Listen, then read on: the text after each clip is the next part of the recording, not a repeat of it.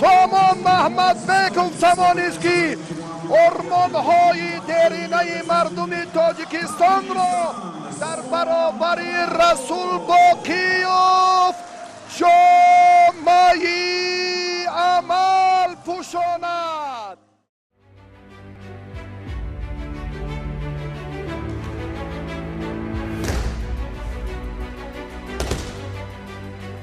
соли 2024 бо чанд далел барои намояндагони федератсияи ҷудои тоҷик соли таърихиву фаромӯшнашаванда ба ҳисоб меравад. иштирок дар чандин машқҳои дастаҷамъии хориҷ аз кишвар натиҷаҳои бузург дар мусобиқаҳои тақвимӣ ва мизбонии ду мусобиқаи сатҳи баланд дар душанбе гуфтаҳои моро исбот мекунад. дар умум соли 2024 паҳлавонони наврасу ҷавон ва калонсолону собиқадорони мо аз сабқатҳои байналмилалӣ 41 медал ба даст оварданд ки аз ин шумора 10 тои онро медалҳои тилло ташкил медиҳад. кай дар куҷо чӣ гуна ин музаффариятҳо ба даст омад дар идомаи барнома хоҳед фаҳмид.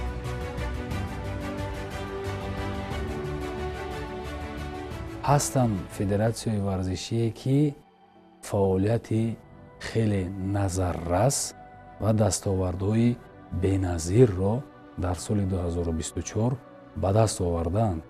аз ҷумла яке аз ин федератсияҳои фаъолтарини мо бемуболиға мо гуфта метавонем ин федератсияи ҷудои тоҷикистон аст ки ба даст овардани 2 медали бозии олимпӣ аз риштаи ҷудо ва бори нахуст доир шудани чемпионати ҷаҳон оид ба ҷудо байни ҷавонон, мусобиқаи бо нуфузи байналмилалӣ гранд слам оид ба ҷудо, гувоҳи возеҳи талошу заҳматҳои роҳбарияти федератсияи ҷудои тоҷикистон ба хусус исмоили маҳмадзоир мебошад.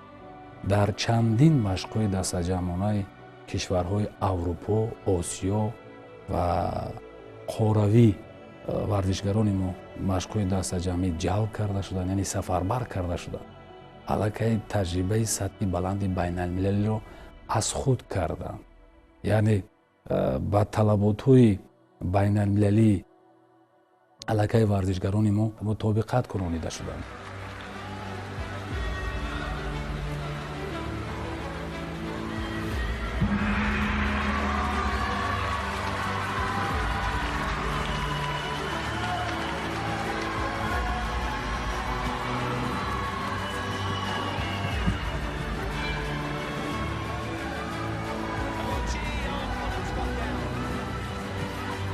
16 медали мусобиқаи гранд-слам дар соли 2024 ки дутои он тилло буд, боз нуфузи ҷудои тоҷик ва Тоҷикистонро дар сатҳи ҷаҳон боло бурд. моҳи март дар Тошкенти Узбекистон Эмомалӣ Нуралӣ бо касбияти баланди худ тавонист рақибонро ноком созаду бори дуюм пай ҳам нишони заррини ин майдонро ба Тоҷикистон биёрад. Муҳаммадсолеҳ Қувватов дар душанбе қалби Тоҷикистон дар назди ҳазорон мухлисону ҳаводорони ҷудои меҳан аз муваффақияти дуюми ҷудокорони мо истиқбол карду медали тиллоро соҳиб шуд.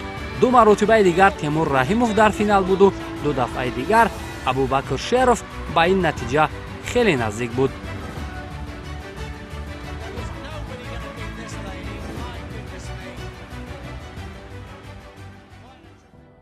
ҳамаи меҳнату заҳмат ва ладбардориҳои варзишгар ин ба хотири парчами ҷумҳурии Тоҷикистонро баланд бардоштан мебошад. Бояд ҳар як варзишгар вақте ки ба мусобиқа меравад, ӯ бояд фикри ҳамин миллату ватанро кунад ва инчунин дар ҳамин солҳои 2024 хеле шароитҳо хуб мебошанд. Бояд ҳар як варзишгар аз ин фурсат истифода барад ва машқу тамрини худро дучанд кунад ки дар мусобиқаҳои берун аз давлат ҳамавақт парчами ҷумҳурии Тоҷикистонро баланд бардорад. Соли 2024 ҳарчанд ки барои ман натиҷаҳои хуб овард ва аз як мусобиқаи худ розӣ нестам ки ин гранд-слами душанбе мебошад, ки дар ин ҷо дар назди мухлисони худ ман соҳиби медал нашудам ва кӯшиши худро зиёд мекунам ки дар соли 2025 дар гранд-слами душанбе парчами ҷумҳурии Тоҷикистонро баланд бардорам дар назди мухлисони худ. омодагиҳои ҷиддиву тамринҳои доимӣ барои паҳлавонони наврасу ҷавони мо низ имкон ба миён овард, то онҳо дар як қатор сабқатҳои байналмилалӣ ширкат намуда натиҷаҳои хубро ба қайд бигиранд. дар ҷоми осиёи наврасон дар Тошкент Мадина Қурбонзода мақоми сеюмро ба даст овард. Абубакр Абдуҷалилзода медали биринҷӣ ва Лоиқ Қутбиддинов нишони тиллои ҷоми осиёи наврасони Алматоро соҳиб гардиданд.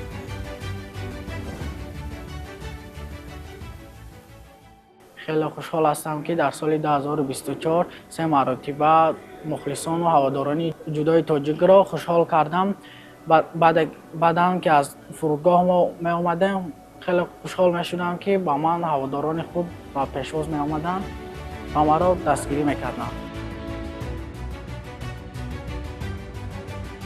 در میان جوانان باشد نشاندادهای چشمرس با قید گرفته شد.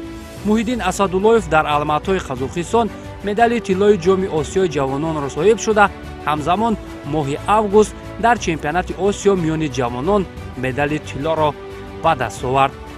نتیجه بزرگی که جوانان ما به دست آوردند چمپیونات جهان جوانان در دوشنبه بود که اینجا هم محیدین اسداللهیف درخشش عالی داشت و مدال برنجی را صاحب شد. البته در موفقیت نورسان و جوانان ما سهم مربیان خیلی بزرگ است.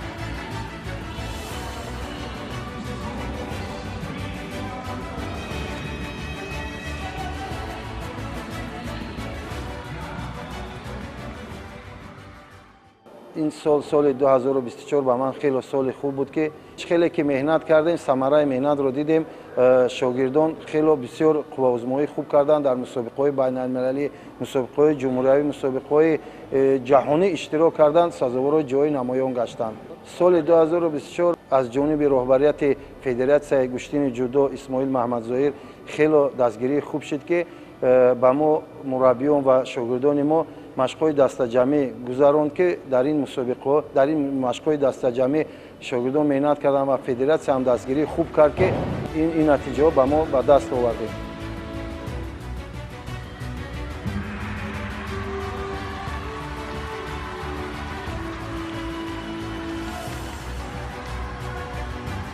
اکرام شمسов و لویق قطب‌الدینов در سال جاری توانستند نتیجه‌های خوب را به دست بیارند و این جوانان البته آینده درخشان دارند.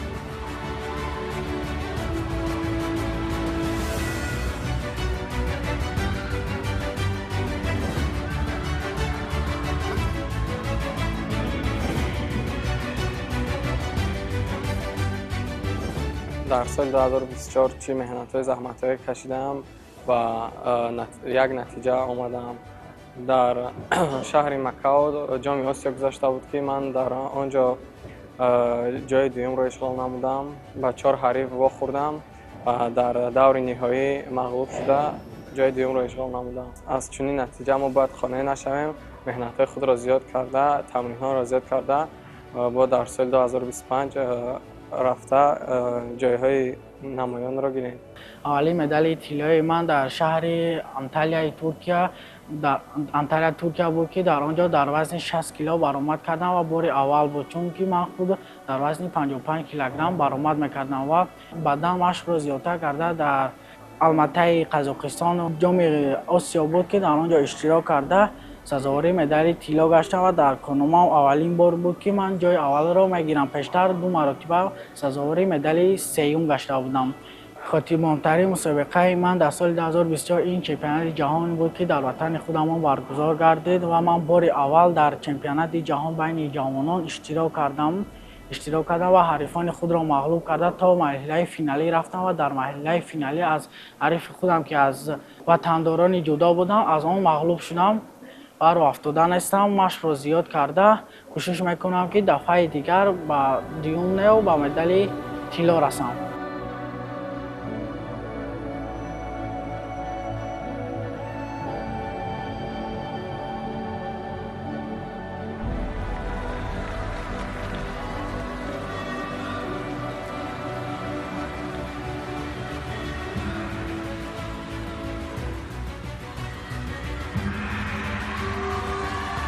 дар чемпионати осиё миёни бузургсолон ки дар ҳонконги чин дойр шуд 7 паҳлавони мо ширкат намуда ба гирифтани 3 медали биринҷӣ мушарраф шуданд. сомон маҳмадбеков, ҷаҳонгир маҷидов ва тимур раҳимов ҷоизадори қаҳрамонии осиё гардиданд.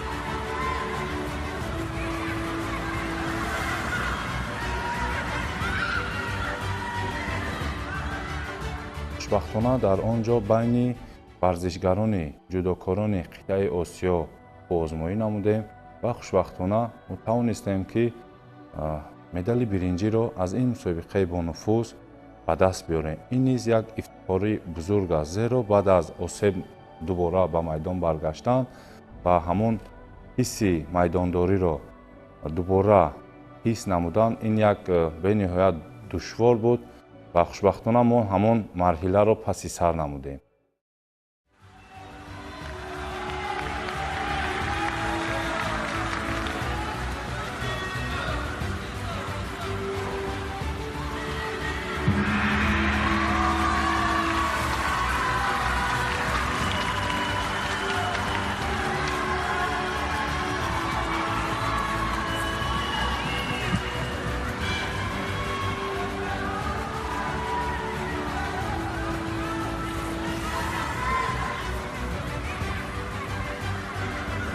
баъд аз чемпионати осиё душанбе бори аввал мизбони гранд-слам гардид ки ин рӯйдоди муҳиму таърихӣ барои миллати тоҷик буд.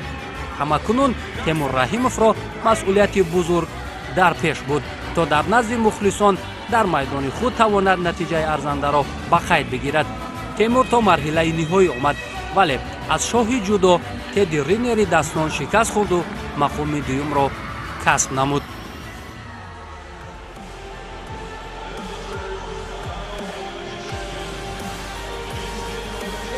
албатта умед доштем. ин мағлубият, ин як нокомӣ маро рӯҳафтода накард. ин маро як рӯҳияи дигар, як нерӯи зиёдтие бахшид ки мо тавонистем дар ҳафтаи оянда дар гранд-слами қазоқистон дар шаҳри остона баргузор гардид, дар он ҷо иштирок намоем ва бо як боварии комил, бо як ғурури миллӣ дар он ҷо қуввасанҷӣ намудем ва бар 3 ҳарифи худ ки аз давлатҳои абарқудрати ҷаҳон буданд, бо онҳо қуввасанҷӣ намудем ва хушбахтона тавонистем ки роҳ ба финал ёбем. дар финал моро як ҷопонии бениҳоят гаронвазн ки 175 килограмм вазн дорад, бо ӯ қуввасанҷӣ намудем ва дар сонияҳои охири қуввасанҷӣ ӯ тавонист бо як усули панд маро мағлуб намояд ва медали тиллои гранд-слами остона ба ҷопон рафт.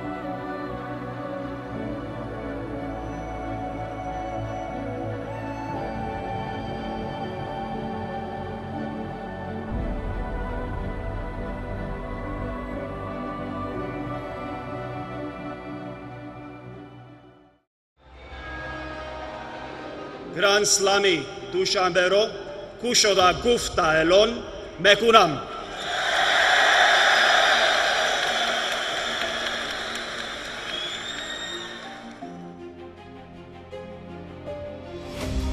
کاری پرثمر راهبریت فدراسیای جودوی تاجیکستان و نقشه‌های سروقتی باعث شده که در یک مدت کوتاه گرانپری دوشنبه به گرند سلام تبدیل یافت که رویدادی بسیار مهم و تاریخی سال 2024 به حساب رفته در تاریخ موجودیت فدراسیای جهانی جودو به نظر گفته می شود.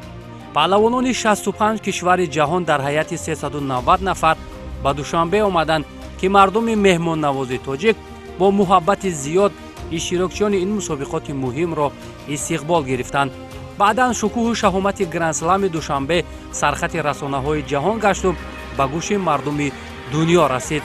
میزبانان این مسابقه پهلوانان تاجیک با هنر و ملکه کسبی خود توانستند از گرند سلام دوشنبه یک مدال طلا، 3 نقره و 3 برنجی را به دست بیارند که در تاریخ جودوی میهن از یک مسابقه چنین نتیجه بار اول بود.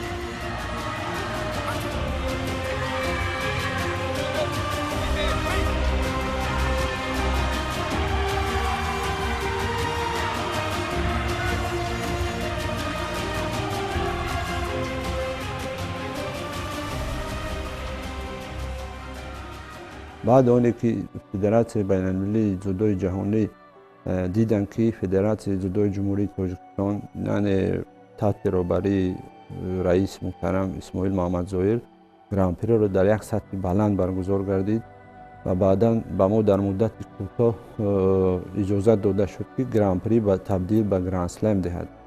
از یک طرف برای ورزشگران ما تبادل تجربه و گردیده باشد، از دیگر طرف ما پایتخت زیبایمان شهر دوشنبه را معرفی کردیم و ملت تاجیک مهمان دوست، مهمان نواز، با احترام بودن ملت تاجیک ما معرفی کردیم.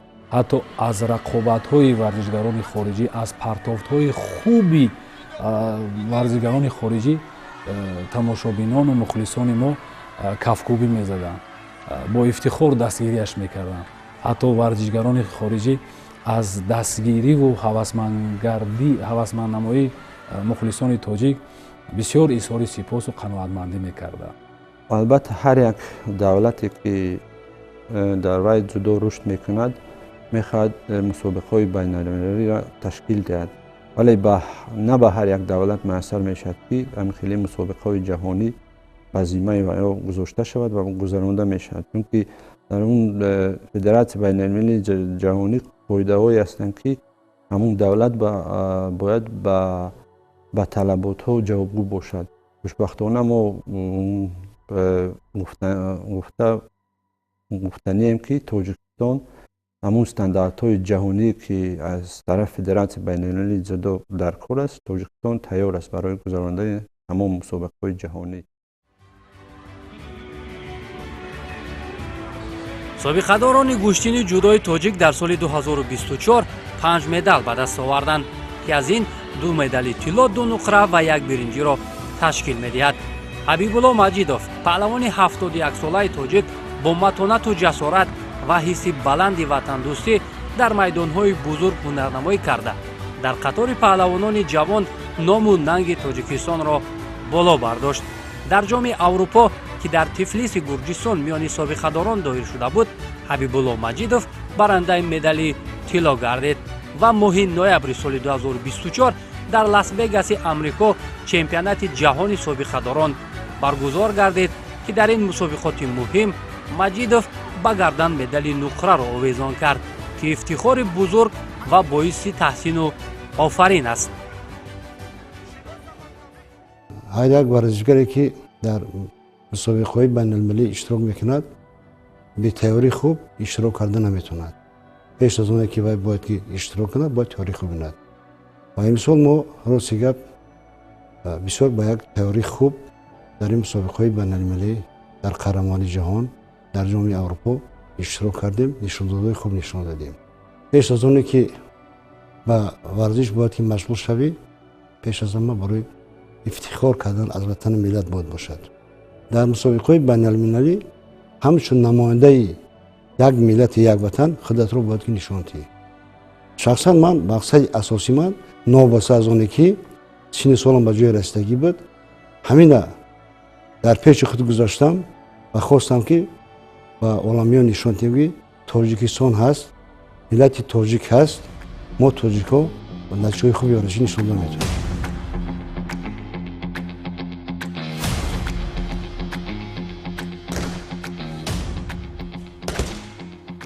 чуноне болотар ишора кардем, иштирок дар машқҳои дастаҷамъӣ берун аз кишвар таҷрибаи паҳлавонони моро дучанд намуда, роҳи онҳоро ба сабқатҳои бузург ҳамвор сохт. натиҷаи бузургу тарихие ки баъд аз 17 сол ба қайд гирифта шуд, ин нишони биринҷии қаҳрамонии ҷаҳон буд. соли 2024 абу-даби амороти муттаҳидаи араб мизбони чемпионати ҷаҳон буд, ки дар қатори 107 кишвари олам бачаҳои тоҷик ҳунару маҳорати худро нишон доданд. сомон маҳмадбеков бо қадамҳои устувор ва маҳорати фавқулода тавонист ки медали биринҷии қаҳрамонии ҷаҳонро ба даст биёраду натиҷаи Расул Боқиевро такрор кунад. як бори дигар, як лаҳзаи дигар боқӣ мондааст барои сомони мо. чӣ ҳолате?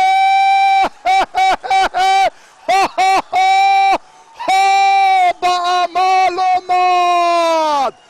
муборак бошад мардуми арҷуманду шарифи Тоҷикистонро.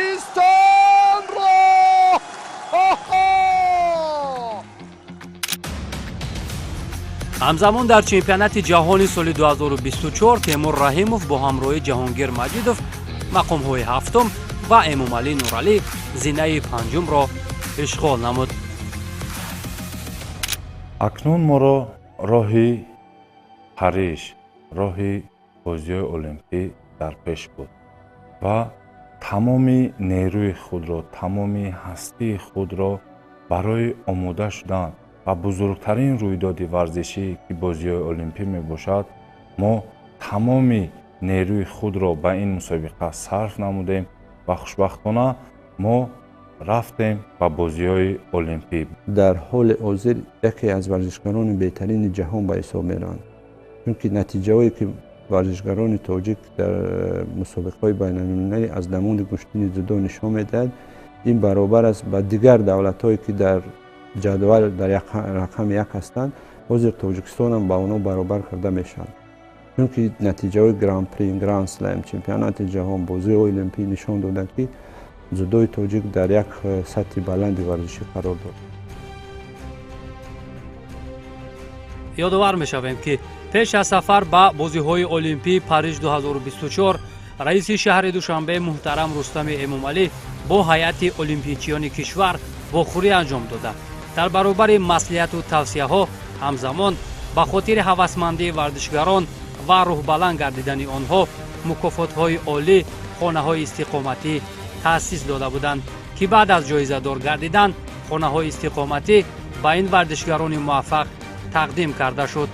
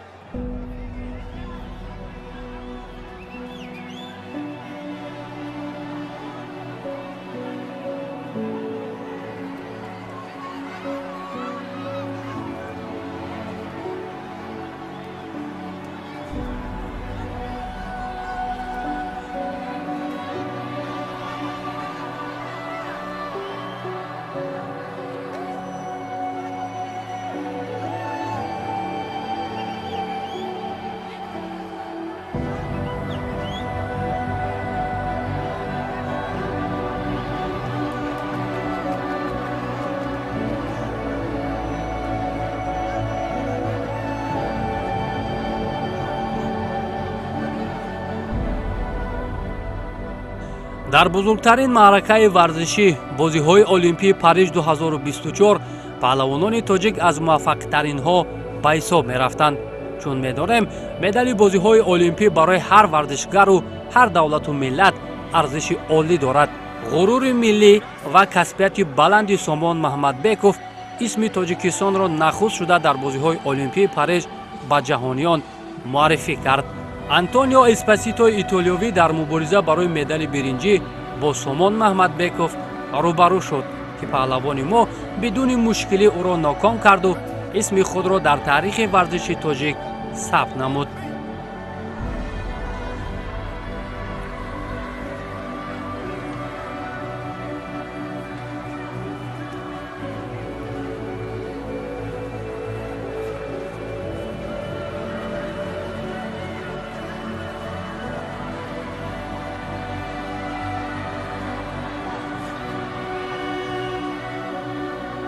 مخلصان و هواداران ورزش تاجیک از تیمور رحیموف امیدهای زیاد داشتند و او توانست که در این معرکه مهم سال اسم خود را در قطار بهترین ها ثبت نماید و مدال برنجی بازی های المپی را در میان سنگین وزن ها مال خود کند. با بهترین ورزشکاران جهان، با بهترین جودوکاران سیاره ما قواسنجی نمودیم و به مرحله نیم نهایی راه یافتیم. در دور نیم نهایی با همون شاهی جودوی جهان با تدی رینر که میزبان این مسابقه بود با او قواسنجی نمودیم و او پیروز گردید. من راه یافتم مبارزه برای مدال برنجی که مرا قهرمان جودوی جهان بین سنگین وزن ها ورزشگر از دولت کوبا اندی گراندا که به نهایت یک حریف پرقوت ناباب می باشد با او قواسنجی نمودیم و خوشبختانه من توانستم که با یک اصول او را مغلوب نموده همان مدال برنجی بازی‌های المپی را به گردن بیارم. در بین بزرگترین دولت‌های ابرقدرت جهانی پرچم جمهوری تاجیکستان را پرافشان نمودیم و ما تمام تلاش، تمام زحمت برای این ملت بود. من همچون ورزشگر، همچون فرزند فرزانه این ملت افتخار از آن میکنم که با تلاش و زحمت‌های شبانه روزی توانستم آبروی این ملت را، آبروی این دولت بزرگ را در عرصه جهانی بلند بردارم.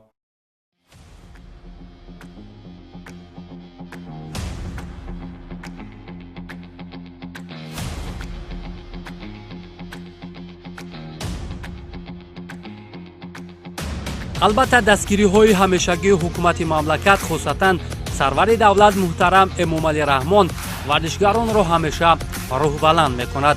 بعد از بازی‌های المپی پاریژ 2024 جایزه‌داران را سرور دولت محترم امامعلی رحمان قبول نموده با مکافات‌های پولی و تحفه‌های ارزشمند و نشان‌های سرسینگی سرفراز گردانیدند که چنین توجه بر روحیه ورزشگران تأثیر بزرگ می‌رساند. در این میان به خاطر دستاوردهای نظررس به رهبریت فدراسیون جودوی مملکت نیز توجه خاصه رهبریت عالی کشور روانه گردید.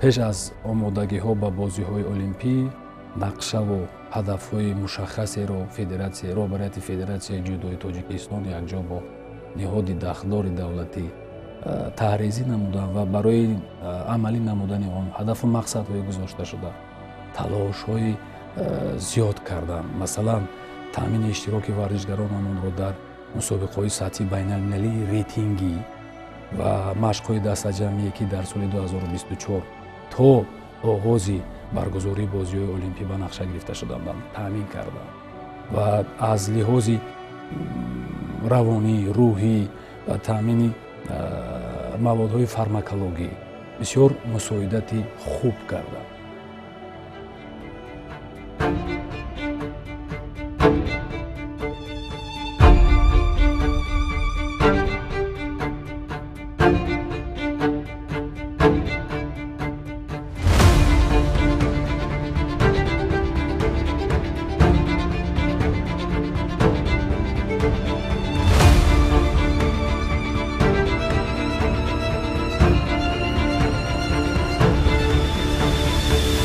Thank you, Tajikistan. Tashakkur, Tajikistan. соли 2024 рӯйдоди муҳими дигаре ки барои Федератсияи ҷудои Тоҷикистон қадами аввал буд, ин мизбонӣ кардани чемпионати ҷаҳони ҷавонон дар душанбе ба ҳисоб меравад. намояндагони 67 кишвари ҷаҳон ба Тоҷикистон омада ҳунару маҳорати худро нишон доданд, ки дар ин миён паҳлавонони ҷавони Тоҷикистон ҳам касбияти болои худро дар назди мухлисон ба намоиш гузоштанд.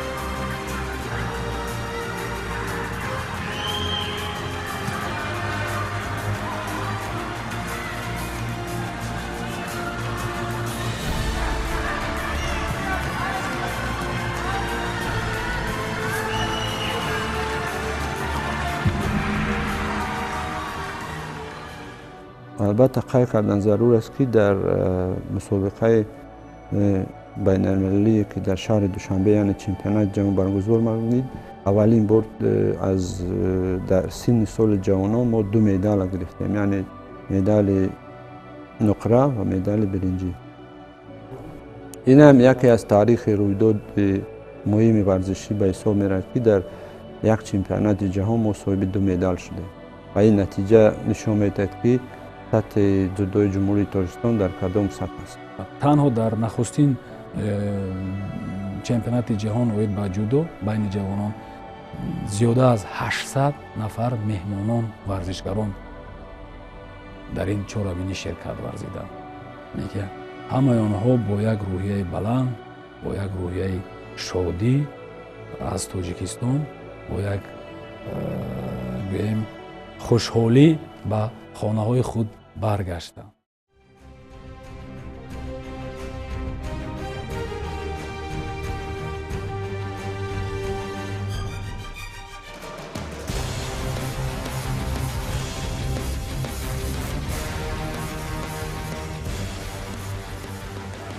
дар соли 2024 аз ҷониби роҳбарияти ҷудои мамлакат ҷиҳати рушди ҷудо миёни духтарон корҳои зиёд анҷом дода шуда. бонувони мо ба чандин машқҳои дастаҷамъӣ ва мусобиқаҳои бузург сафарбар шуданд. Виктория Кисилова дар чемпионати ҷаҳони ҷавонон ва гранд-слами Токио кишвари моро намояндагӣ карда, дар мусобиқоти кушоди Ҳонг-Конг ба гирифтани медали тилло мушарраф шуд, ки ин натиҷа мақоми бонувони ҷудокори моро болотар бурд.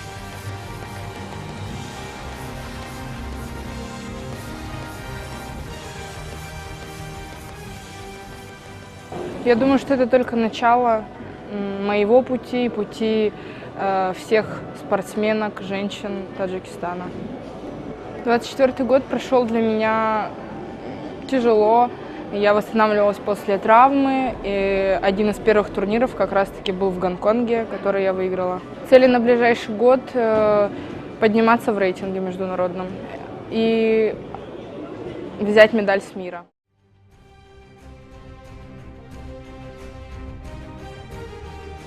дар маҷмӯъ имрӯз тамоми намояндагони ҷудои кишвар ва худи паҳлавонон барои нишондодҳои баландтар талош мекунанд. мо чандин бор дар мусобиқаҳои сатҳи ҷаҳонӣ иштирок кардем, ки дар он ҷо варзишгарони пурқувват буданд, ки давлату кишвари худро муаррифӣ мекарданд. ман хеле шод ҳастам, ки фарзанди ҳамин миллат дар он мусобиқаҳо парчами ҷумҳурии Тоҷикистонро чандин бор боло бардоштам. Федератсияи ҷудои ҷумҳурии Тоҷикистон дар оянда ҳам бо Федератсияи байналмилалии ҷудои ҷаҳонӣ ҳамкорӣ мекунад ва дар оянда мусобиқаҳои байналмилалии ҷудо дар шаҳри Душанбе баргузор мегардад. бояд мо мураббиё заҳмат кашем, меҳнат кунем, ки варзишгарони хубро тайёр кунем. варзишгари хурд ва палвонсолонро, ки дар ин соле ки 2024 натиҷаҳо шуд, соли 2025 аз ин ҳам бояд меҳнат кунем ки натиҷаҳои беҳтар ба даст орем.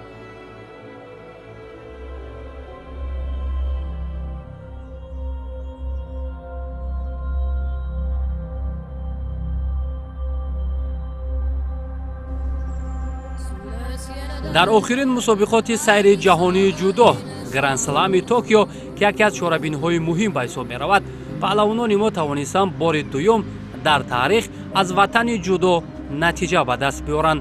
Обиҷебов то марҳилаи нимниҳоӣ омад, аммо аз Такиока Фучисикаи ҷопонӣ ноком шуд, вале дар мубориза барои медали биринҷӣ он ноҳаитои ҷопониро дар майдони худ шикаст доду сеюмин медали биринҷиашро аз мусобиқоти гранд-слам дар соли 2024 ба даст овард. инчунин Обиҷебов дар гранд-слами душанбе мақоми дуюмро ишғол карда буд. Абубакр Шериф дар гранд-слами Токио мақоми панҷумро ишғол намуд.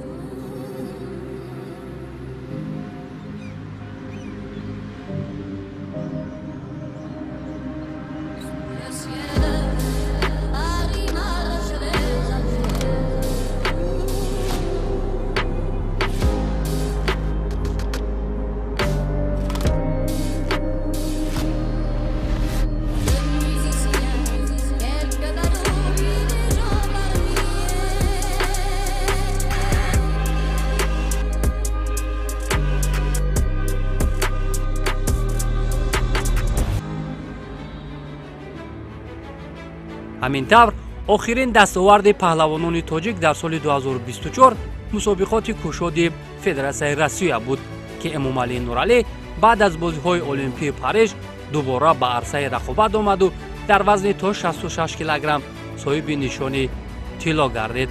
Кароматулло Ҳакимов низ имкони гирифтани медали тиллоро дошт, вале аз мизбони мусобиқа шикаст хурду барандаи медали нуқра шуд ва дар ҳамин ҷо барои соли 2024 мусобиқаҳои байналмилалии ҷудо нуқта гузошта шуду соле ки гузашт барои Федератсияи ҷудои тоҷик хотирмону таърихӣ ба поён расид.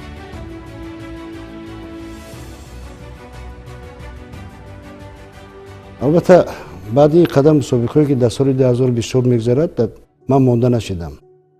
ман бо рӯҳам боз худаман аз ҳис мекунам. худаман аз ба даст гирифтам ва мехоҳам ки дар соли 2025 натиҷаҳои хуби варзишӣ нишон диҳам. новобаста ба он ки синни солим ба гузорӣ расааст. ду гранд-сламе ки дар соли 2024 барои нишони тилло хубозмоӣ кардам, шикаст хӯрдам ва ман рӯафтона нестам, барое ки ҳар як варзишгар ин барои пирӯзӣ меояд ва ман бояд рӯафтода нашавам, барое ки ин варзиш аст, дар варзиш бурду бохт аст ва ман ҳама вақт бояд кӯшиш кунам ки дар мусобиқаҳои оянда медали тиллоро соҳиб шавам.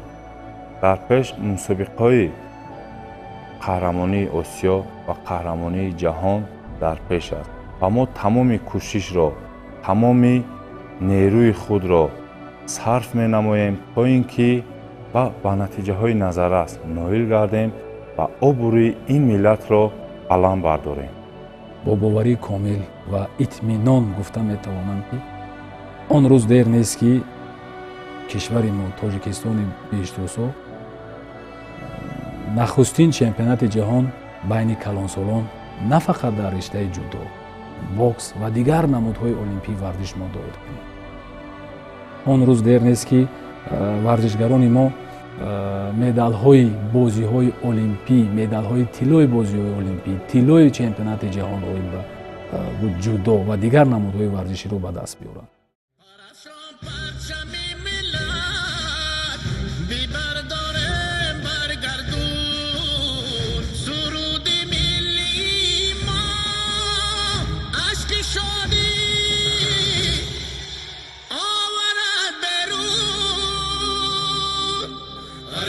Bardori millete, arun o musiki şmere.